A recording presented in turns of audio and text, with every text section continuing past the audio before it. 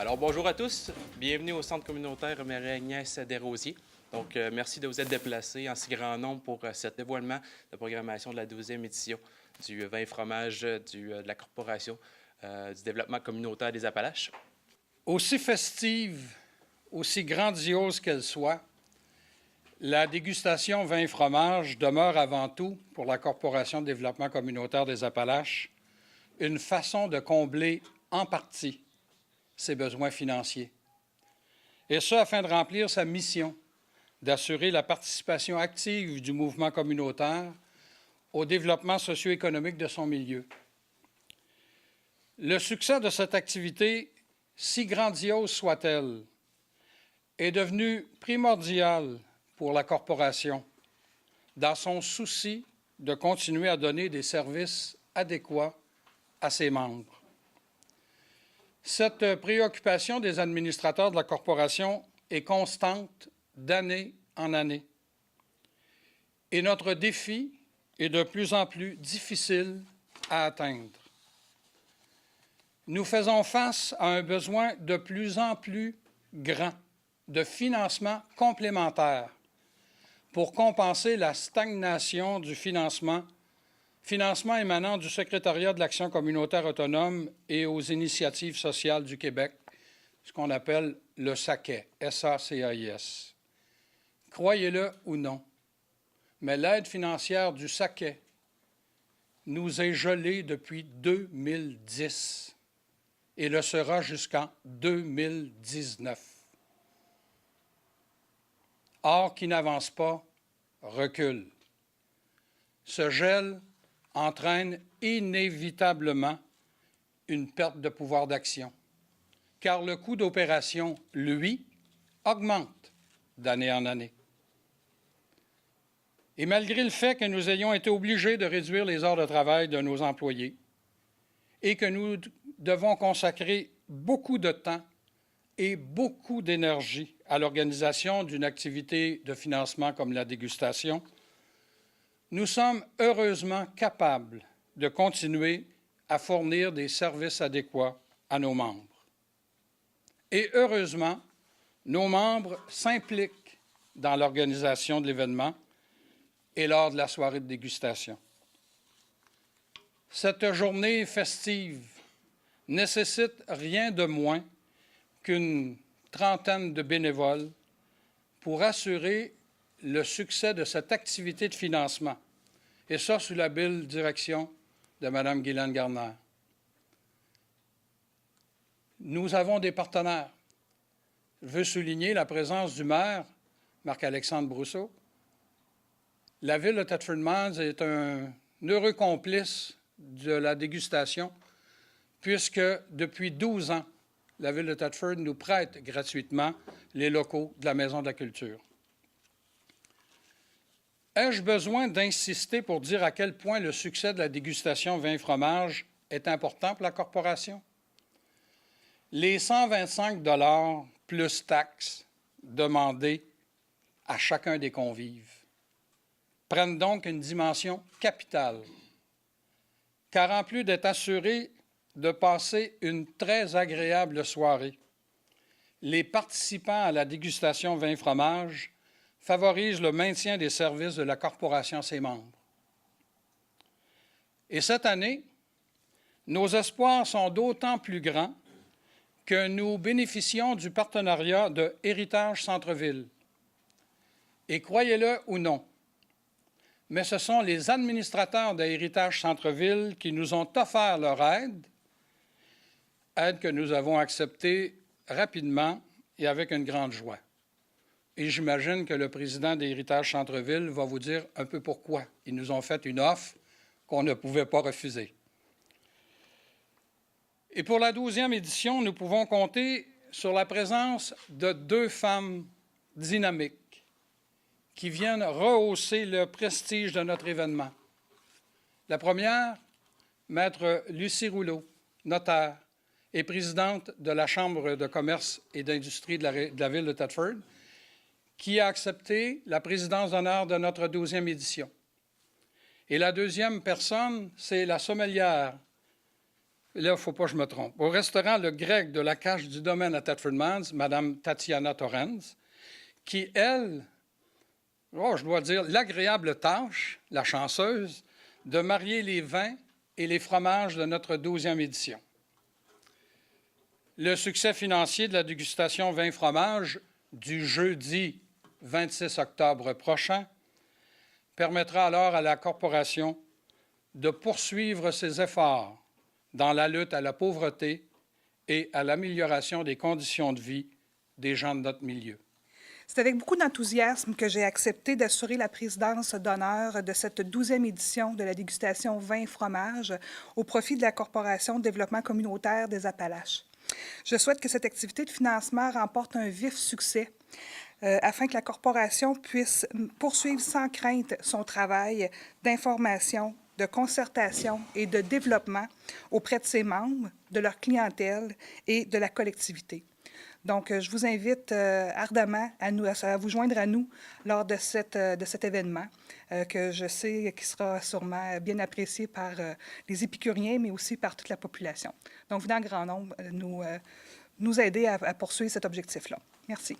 Ça me fait plaisir aujourd'hui de me joindre à cette grande cause, développement communautaire. On sait que c'est la clé de la réussite, autant pour la région de Thetford, pour notre grande région. Au cours du vin et fromage qui se déroulera, on va mettre en relief des bons produits québécois. Autant fromage, les fromages québécois, on peut être fier des fromages québécois. On est connu partout dans le monde. On ira avec certains petits ajouts.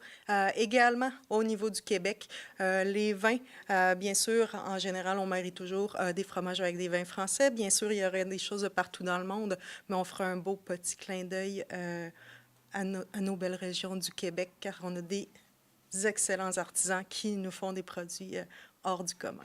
Écoutez, l'activité bénéfice au profit de la Corporation de développement communautaire, c'est quelque chose d'important parce que notre corporation est importante. Elle offre des services, oui, à ses membres. Elle gère un magnifique bâtiment qui fait partie de notre circuit de balado-découverte, pour ceux qui ne l'ont pas encore essayé, situé ici dans le centre-ville.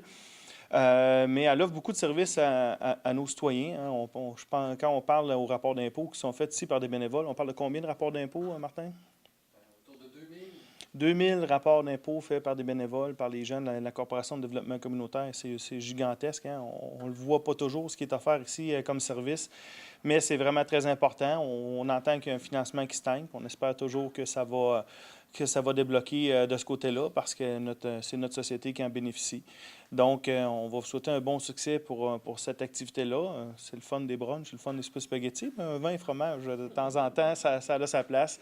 Donc, en espérant que les gens soient nombreux pour y avoir participé dans le passé, je sais que c'est une activité qui est vraiment appréciée des participants. Alors, bon succès à tout le monde, en espérant qu'il y ait beaucoup de monde.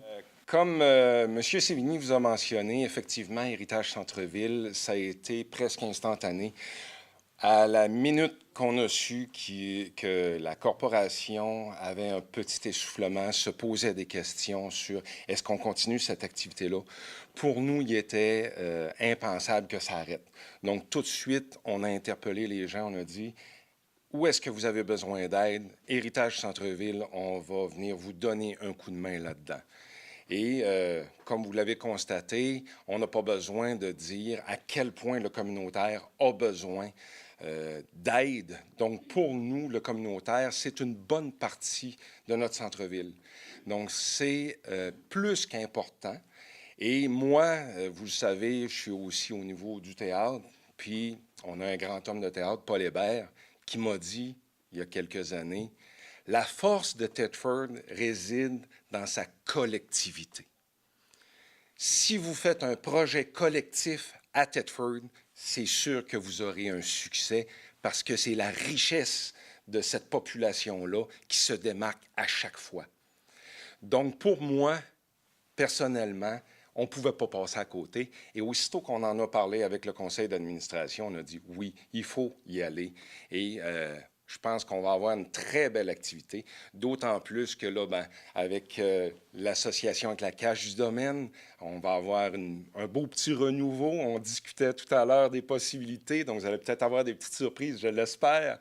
Mais ce qui me rend aussi très fier, c'est qu'on a une présidence d'honneur extraordinaire dans la personne de Lucie Rouleau, qui, je vous le rappelle, a choisi le centre-ville pour venir s'établir et d'arriver avec une présidente d'honneur de cette grandeur-là, et je dis bien grandeur, pour nous, on en est très, très fiers. Donc, j'espère que ce sera une très grande activité cette année.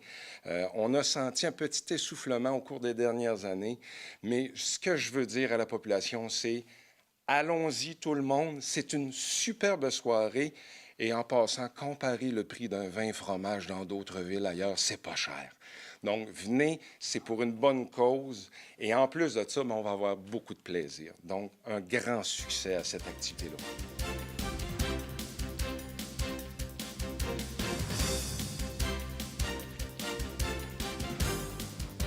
Merci d'être présent aujourd'hui pour le lancement du projet volontariat qui fait partie de la composante développement de projet du Créneau Carrefour Jeunesse. Le Créneau Carrefour Jeunesse, c'est un nouveau programme du secrétariat à la jeunesse mis en œuvre par les Carrefour Jeunesse Emploi dans le cadre de la politique jeunesse 2030. Ça fait beaucoup de jeunesse. Il vise à favoriser la persévérance scolaire, l'autonomie personnelle et sociale, de même que la participation à des projets d'entrepreneuriat, de bénévolat et de volontariat. L'objectif étant de voir aux besoins de la communauté, l'intérêt des participants et de réaliser un projet reliant tous ces facteurs. Ce sont 25 carrefours qui ont réalisé des projets pilotes de volontariat. Certains ont organisé des spectacles dans un parc, d'autres ont fait des jardins collectifs, des événements sportifs et j'en passe. De notre côté, notre idée principale était que nous voulions garder nos jeunes sur le territoire et développer leur sentiment d'appartenance en leur permettant de s'impliquer activement auprès d'un comité jeunesse.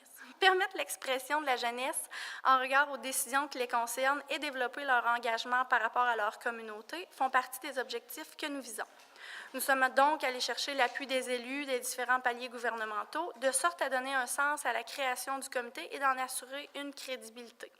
C'est ainsi que le projet Implication a vu le jour. Implication, ça va être en fait 10 jeunes adultes représentatifs de la MRC des Appalaches, provenant de milieux scolaires et de la population en général, donc étudiants, travailleurs et non-travailleurs de 18 à 29 ans qui seront admissibles au projet. Ils peuvent, comme je vous dis, venir, peu importe leur statut, l'important c'est leur opinion, leur idée et leur regard sur les enjeux les concernant. Le projet débuterait à la fin, le projet va débuter à la fin octobre et se terminera en juin, donc pour cette année. Les rencontres se feront mensuellement pour discuter et offrir une réponse jeune à différents enjeux locaux, comme on l'a dit. Ils discuteront ensemble d'idées et de projets qui, selon eux, et à partir de consultations auprès de l'entourage, pourraient favoriser le maintien de la jeunesse dans la région. L'objectif étant que ces idées fassent du chemin, soient entendues par les décideurs et soient peut-être réalisées dépendant des idées qui vont ressortir. Mon rôle dans ce projet-là sera de les accompagner, d'animer les rencontres et de soutenir les participants dans l'élaboration des projets. De plus, avec la collaboration du Forum Jeunesse Chaudière-Appalaches, nous allons pouvoir offrir plusieurs formations pour les participants afin de les outiller pour qu'ils soient en mesure de se mobiliser, de s'exprimer et de débattre leur point de vue, d'être des acteurs importants et de faire partie prenante de la société. L'objectif du comité Jeunes Implication est de générer des idées, rapprocher les générations, offrir une voix aux 18-29 ans en leur permettant de s'exprimer en regard des décisions qui les concernent, permettre aux participants de développer un réseau de contacts implanté et bien sûr de former une relève engagée et mobilisée. Quand ça a été présenté au Conseil des maires, l'idée de Carrefour Jeunesse Emploi, tous les maires ont été enchantés de ça, puis étaient contents de savoir que cette chose-là se produisait. Moi, un peu comme commissaire, puis avec Luc, pendant plusieurs années, on s'est occupé un peu du conseil muniscolaire. Ça, c'était des jeunes du primaire qui présentaient, qui se réunissaient dans l'année, puis ils le font encore d'ailleurs.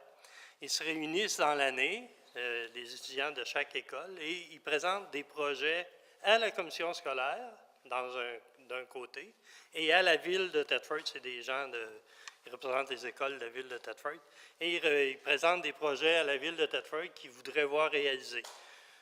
Au niveau scolaire, ça peut être l'amélioration de la cour d'école, ça peut être des changements dans les toilettes, c'est un peu n'importe quoi, mais qu'eux autres ont constaté qu'il y aurait besoin qu'il y ait un changement là-dedans pour diverses raisons. Ce que Carrefour Jeunesse Emploi est en train de faire, je pense que ça pourrait être intéressant.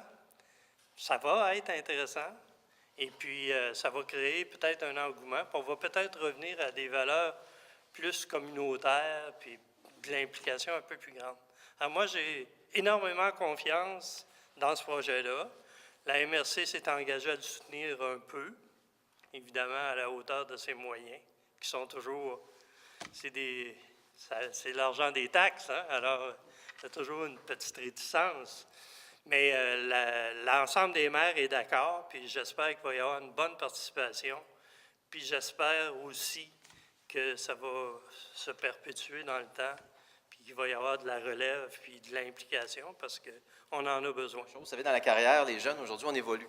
Puis on évolue, des fois, bien, ça veut dire qu'on doit être obligé de quitter notre région. C'est pour ça que c'est important qu'on travaille à garder nos jeunes, puis qu'on travaille à les impliquer pour savoir quoi faire. Parce que nous autres, là, les élus, on pense qu'on sait tout, mais dans le fond, quand vient le temps des jeunes, on ne sait pas grand-chose. Puis, depuis que j'ai commencé ma carrière politique à la ville de Thetford, puis Ghislain en a parlé, les jeunes, ça a toujours été pour moi au cœur de mon engagement politique. On a commencé, une des premières choses qu'on avait fait, effectivement, ça a été de créer le conseil muniscolaire. Pourquoi? Pour impliquer les jeunes, pour donner le goût aux jeunes de s'impliquer dans leur milieu, pas uniquement faire de la politique, de s'impliquer dans leur milieu à partir de leur école. On leur a fait vivre des campagnes électorales, on leur a fait vivre des discours en avant des classes, on les a fait vivre à la commission scolaire puis à la ville de Thetford, des assemblées publiques où il fallait qu'ils viennent en avant parler de leurs projets, de parler de leurs attentes. Puis on leur a aussi donné une responsabilité parce qu'on leur a dit, écoutez, ce que vous allez faire, faites-le bien parce que nous autres, après ça, on va le réaliser. Donc, si vous n'avez pas bien fait votre travail, nous autres, après la suite, les élus, on ne pourra pas le faire comme il faut.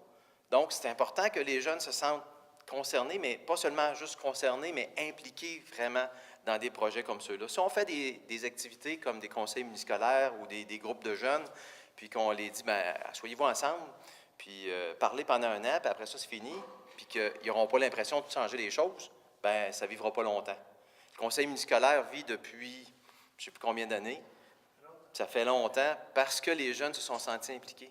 L'autre événement qui a marqué ma carrière comme maire de Thetford Mines, ça a été évidemment Vision Jeunesse. Vision Jeunesse qui avait fait une consultation jamais vue au Québec. On a consulté tous les jeunes, on les a impliqués, on a eu une semaine extraordinaire dans toutes les écoles polyvalentes. Au primaire, on avait un petit peu moins été, mais c'est pas grave, les jeunes avaient eu l'occasion quand même de nous voir au cégep. Puis on avait même été voir les jeunes qui n'étaient plus à l'école. On avait fait un événement ici. Pourquoi? Pour les impliquer, pour leur dire, écoutez, on a une porte grande ouverte pour vous autres, parce que les élus, on veut vous entendre, puis on veut avoir votre input, parce que comme j'ai dit tantôt, sans vous autres, on ne sait rien. On ne sait rien de ce que vous voulez, on ne sait rien de ce que vous attendez. Pourtant, on lit dans les médias sociaux beaucoup, de plus en plus, que des fois, bien, vous n'êtes pas content d'une chose, vous n'êtes pas content de l'autre, mais tout ce qu'on fait, c'est qu'on en parle dans les médias sociaux, puis on ne s'implique pas. Puis une des recommandations de Vision Jeunesse, c'était de créer un groupe de 18 ans et plus, qu'on pourrait consulter, qui pourrait s'impliquer. Et aujourd'hui, on assiste à la création de ce groupe-là grâce au Carrefour Jeunesse Emploi. Bravo. Je suis vraiment, vraiment fier d'être ici. Je suis vraiment fier d'offrir ma collaboration au groupe. Puis, encore une fois, l'important, ce ne sera pas uniquement de laisser ces jeunes-là discuter ensemble. Ça va être à la MRC, ça va être à moi, ça va être au député provincial de s'en servir. Si jamais on a des questions, d'envoyer des sujets de discussion au groupe pour faire en sorte qu'on puisse avoir des réponses, pour qu'on puisse mieux représenter les jeunes, nous autres, dans nos postes d'élus. Puis pour ça, bien, c'est sûr que je ne pourrais pas être à toutes les rencontres, parce qu'évidemment, quand on est à Ottawa, des fois, prendre un avion pour venir ici, il n'y a pas d'aéroport encore. Donc, ce n'est pas possible. Mais c'est chose certaine, c'est qu'on va suivre le groupe de près. Je suis vraiment content que cette organisation-là existe, que ces jeunes-là s'impliquent. Puis qui sait, peut-être que dans les 10 jeunes que vous allez trouver un jour, il y aura un futur préfet, un futur député ministre provincial ou un futur ministre du cabinet fantôme de l'agriculture. On ne le sait jamais. Donc, félicitations, puis très, très belle initiative. Je pense que c'est toute la région qui va sortir grandie de ce projet-là. Merci. Il était impossible pour M. Lessard et impossible pour moi de refuser une telle opportunité de pouvoir transmettre justement la passion de s'impliquer dans la communauté. M. Lessard est quelqu'un de très impliqué justement dans son comté à travers le Québec par ses différentes fonctions.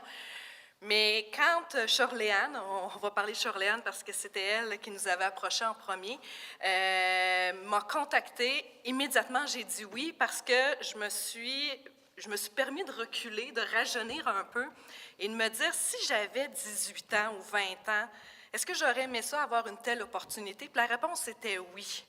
Et comme j'ai été une fille qui a été impliquée dans le milieu très, très, très tôt, à l'âge de 15 ans, je faisais du bénévolat à travers différents organismes communautaires. J'ai quitté la région pendant à peu près 9 mois pour aller travailler en Abitibi, mais je savais que je ne deviendrais jamais une des leurs, malgré que j'aimais beaucoup la région. Je suis revenue ici à Thetford pour faire ma vie, pour y travailler. Bien, je me suis dit, pourquoi justement je ne ferais pas cet effort-là pour convaincre les gens que c'est possible, pour convaincre les jeunes que c'est possible de rester ici en région, d'y trouver justement son âname, de trouver sa passion, puis de continuer justement à faire ses preuves. Alors, pour l'implication de M. Lessard, comme M. Berthold le dit, avec les fonctions, c'est difficile d'être là à toutes les rencontres, mais je me ferai un devoir justement de rapporter tout ce qui se passe et d'être là pour les jeunes, pour répondre à leurs questions, d'amener des sujets de conversation aussi, mais de ne pas les laisser là, d'avoir un suivi avec eux autres et de vraiment être près d'eux autres. Donc, ça sera un peu notre devoir là, au cours des prochaines semaines. Ça tombe bien, oui et non, parce qu'on entre bientôt en campagne électorale municipale. Je comprends pourquoi il n'y a pas des maires aujourd'hui qui sont là. Par contre, on tombe vraiment bien dans cette période-là pour montrer aux jeunes l'importance de s'impliquer en politique, même si c'est 18, 20, 25 ans, il y a des élections municipales. Puis je pense que peu importe l'âge qu'on a, on peut s'impliquer à sa façon dans ces campagnes-là. Donc, ça sera bien sûr un thème qui sera abordé, j'imagine, au cours des prochaines semaines. Donc, au nom du député ministre Lessard et en mon nom, ça me fait extrêmement plaisir de participer à ce projet-là.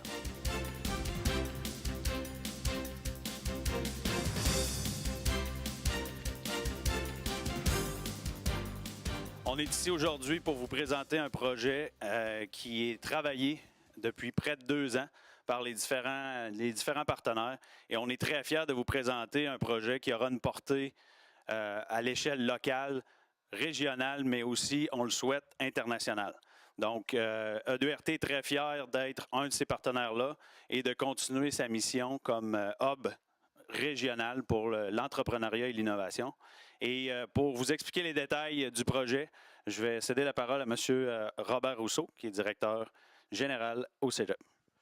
Pour nous, dans le projet qu'on a développé, on voulait que nos étudiants, à la sortie du Cégep de Thetford, soient formés autrement. Vous savez, là, Cégep autrement, 100% différent. On voulait faire en sorte que nos étudiants aient une valeur ajoutée si on les compare à d'autres étudiants ailleurs dans le réseau. Dans le futur, c'est quasi incontournable. Les entreprises recherchent la créativité, recherchent la capacité d'innover. L'esprit entrepreneurial est quelque chose qui est recherché chez nos employeurs. Donc, on voulait développer quelque chose qui nous permettait de, non pas nous distinguer en tant que cégep, mais faire en sorte que nos étudiants se distinguent sur le marché du travail. On en est arrivé à un concept où est-ce qu'on a fait le choix de délocaliser une partie de notre formation de cégep. Donc, déjà, on était en entreprise pour ce qui est de la production, pour ce qui est du contrôle de qualité en plasturgie. On a donc choisi d'innover encore une fois et d'être les premiers à délocaliser la formation dans un espace entrepreneurial. L'objectif derrière ça est bien simple, comme je vous le disais, avoir des étudiants mieux formés, mais c'est de faire en sorte qu'ils soient en immersion dans un milieu où est-ce qu'il y a des entrepreneurs, dans un milieu de start-up, dans un milieu où les gens transpirent entrepreneuriat, vivent pour leurs projets et que ça puisse contaminer nos étudiants et faire en sorte qu'ils aient une valeur ajoutée, comme je le disais, sur le marché du travail. Donc, ce qu'on vous annonce aujourd'hui, c'est un premier pas, un partenariat où est-ce que le Cégep de Thetford, désormais, va donner une partie de sa formation dans un espace entrepreneurial avec comme objectif ultime d'avoir des meilleurs étudiants à offrir sur le marché du travail et que ces étudiants-là soient ou bien des entrepreneurs, plus tard, c'est possible, qui développent leur start-up, c'est tout à fait quelque chose de concevable, ou qui soient des intrapreneurs, c'est-à-dire des gens qui ont développé un système de valeurs, puis des habiletés, des compétences qui font en sorte qu'ils vont contribuer au développement de l'entreprise dans laquelle ils vont évoluer. Mais d'une manière ou d'une autre, ce qui est recherché dans ça, c'est d'avoir des étudiants qui sont axés sur les compétences du futur. Parlant de développement à venir, je vais terminer en vous mentionnant que d'autres initiatives sont en voie de développement.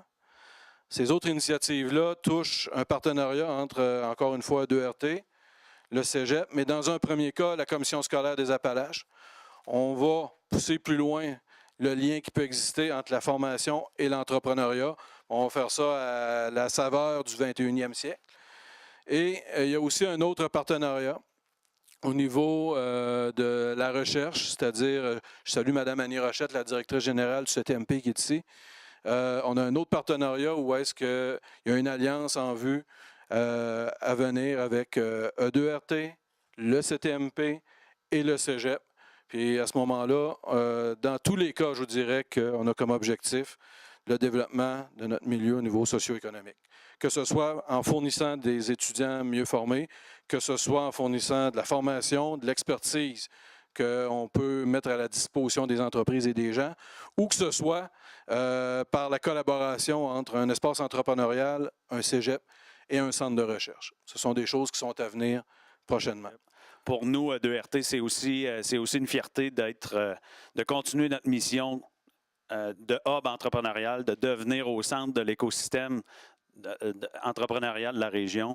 Et ce qu'on pense, c'est qu'au niveau innovation, on a énormément à apporter avec un partenariat de ce type-là au niveau formation et que ces retombées-là vont être directes pour nos entreprises. Donc, on pourra voir toutes sortes d'innovations émerger de ça, autant entre la synergie entre les étudiants et les entreprises, mais aussi dans la commercialisation de nouveautés, d'innovations qui viendront, qui seront développées ici même.